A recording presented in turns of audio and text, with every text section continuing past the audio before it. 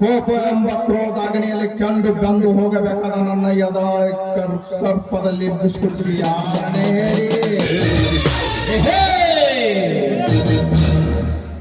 ನಾ ಬಯಸಿದ ಜಾಗದಲ್ಲಿ ಅನೇಕ ಮನೆ, ಹೋಟೆಲು, ಕಿರಾಣಿ ಸ್ಟೋರ್ಸ್ ಕಟ್ಟಿ ಅದಕ್ಕೆ ಬಾಬಾನಗರ ಒಂದು ನಾಮಕರಣ ಇಟ್ಟು ಆ ನಗರಕ್ಕೆ ನೀನೇ ನಾಯಕನಾಗಿ ಮೆರೆತಿದ್ದೀರಲ್ಲ.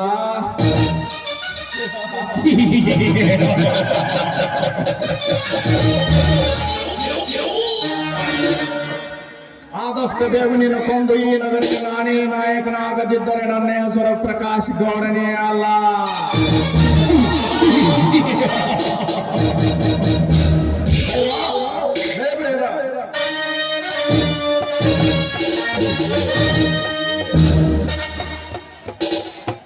ಹೇಳಿಗೌಡ್ರೆ, ಮುಂದಾಗುವ ಕೆಲಸಕ್ಕೆ ಆಟೆ ಮಾಡಿ.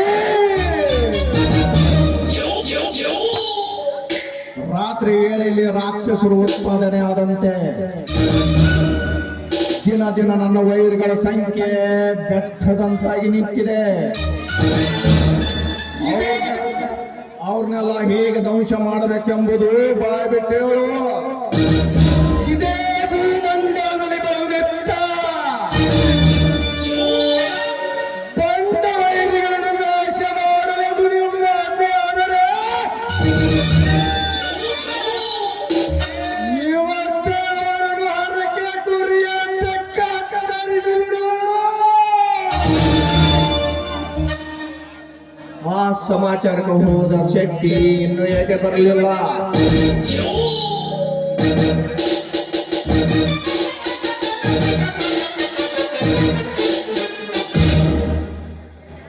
ಸತ್ಯದಲ್ಲಿ ಹರಿಶ್ಚಂದ್ರರು, ತ್ಯಾಗದಲ್ಲಿ ಶ್ರೀರಾಮಚಂದ್ರರು, ಭೋಗದಲ್ಲಿ ದೇವೇಂದ್ರರು,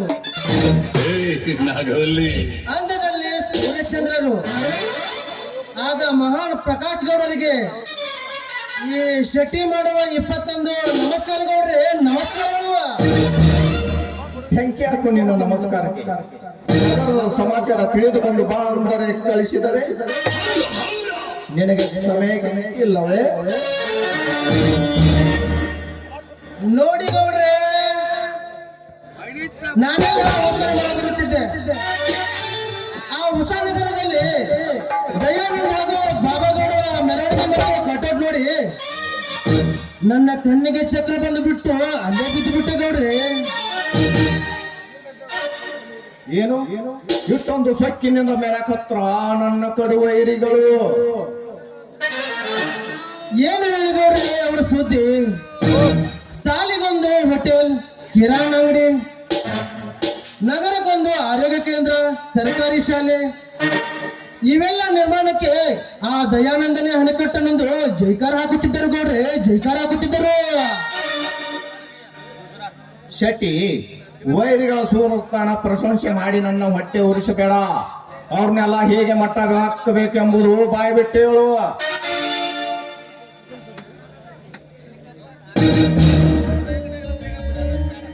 ನಮ್ಮ ಗೌಡರ ದರ್ಪ ಧಿಕ್ಕರಿಸಿ ಕಿಕ್ಕಿರಿದು ಮೆರೆದಾಡುವ ಕಡುಗಲಿ ಈ ಭೂಮಿ ಉಳಿಯಲೇ ಬಾರದು.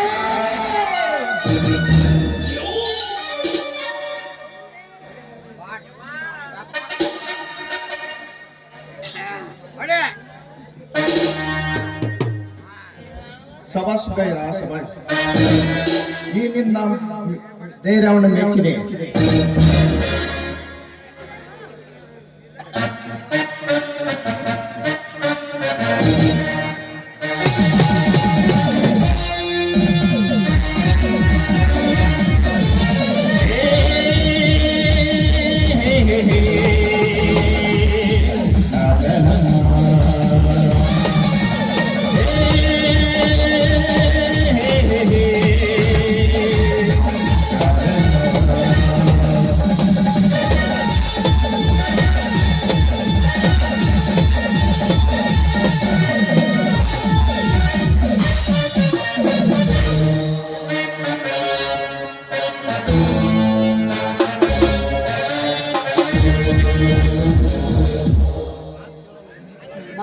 ಮಂಟಪ ಕಟ್ಟಕೊತ ಹೋದ್ರಿ ಚಿಕ್ಕಮಗಳೂರು ನಮಗೆ ಕಲ್ಲು ಹಿಡಿತಾರೆ ನೋಡ್ರಿ ಈ ಭಾಗದ ಎಮ್ಮೆಲ್ಯೆ ಆಗುತ್ತೆ ಅವಾಗ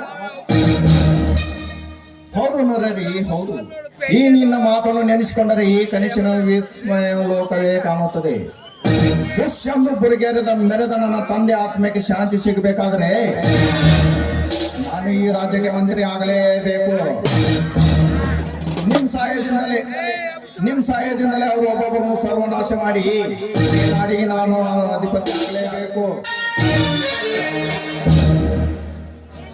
ಮೊದಲು ನಿಮ್ಮ ದರ್ಪಕ್ಕೆ ಆ ಬಾಬಾಗೌಡನ ಕೆಲಸ ಏನು ಅಂತ ನಾನು ಹೇಳ್ಕೊಡ್ತೇನೆ ಮೊದಲು.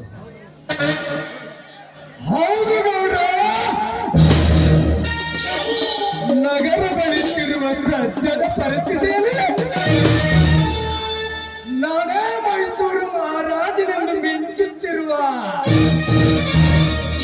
ಆ ಕೆಂಚ ಬಾಬಾಗೌಡನನ್ನು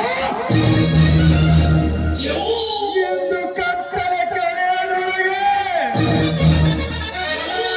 ಆ ಕತ್ತೆಯ ಕಥೆಯನ್ನು ಈ ಕತ್ತಿಯಿಂದಲೇ ಮುರಿದು ಮುಗಿಸುತ್ತೇನೆ. ಹೌದು ಬೈರ, ಹೌದು. ನೀನು ನನ್ನ ಕೀರ್ತಿಗೆ ಆಡು ಬರುವ ಬಾಬಾಗೌಡನನ್ನು ನೆರ ಕಡಿಬೇಕು ಅಂದು, ಇಲ್ಲ ಅವನ ಮನೆಯಲ್ಲಿ ಕತ್ತುಕೋದು ಕುಡಿಬೇಕನ್ನೋ ಒಂದು, ಆ ನಂತರ ಈ ನಗರಕ್ಕೆ ಎಲ್ಲ ಬೆಂಕಿ ಹಚ್ಚೇ ಬಿಡೋಣ. ಅವನ ಮನೆಯಲ್ಲಿ ಮಾನವನ ಅವನ ಮನೆಯಲ್ಲಿ ಆಗಬೇಕು.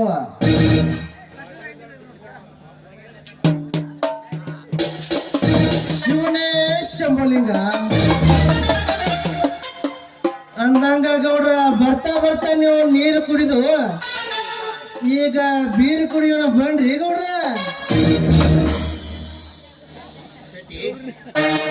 ಅದಕ್ಕೆಲ್ಲ ವ್ಯವಸ್ಥೆ ಮಾಡಿಬಿಡು. ಗೌಡ್ರ, ನೀವು ಹೇಳ್ತೀರಿ ಅಂತ ನನಗೆ ಮೊದಲ ಗೊತ್ತಿತ್ತ. ಅದಕ್ಕ ವ್ಯವಸ್ಥೆ ಎಲ್ಲ ಮೊದಲ ಮಾಡಿಟ್ಟೇನ್ರಿ. ಬರೀ ಹೋಗೋದು ಅಷ್ಟ ಐತಿ.